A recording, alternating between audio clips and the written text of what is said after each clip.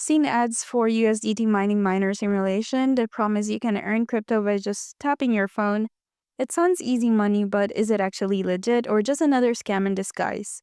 Quick disclaimer, this review is based on public information and personal opinion. The app developed by Craving Solutions is listed on Google Play with over 100,000 downloads and a 4.3-star rating. It claims to simulate USDT mining, offering users rewards for mining and supposedly allowing them to withdraw real USDT later on. But here's the catch. Trustpilot reviews for the connected site usdtminer.info are overwhelmingly negative.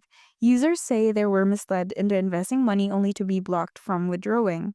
Many complaints mention changing payout rules, hidden fees, and withdrawal features suddenly disappearing. On Reddit, users warn that this is a common bait-and-switch tactic: show fake earnings, ask for a deposit, then freeze or ghost the user.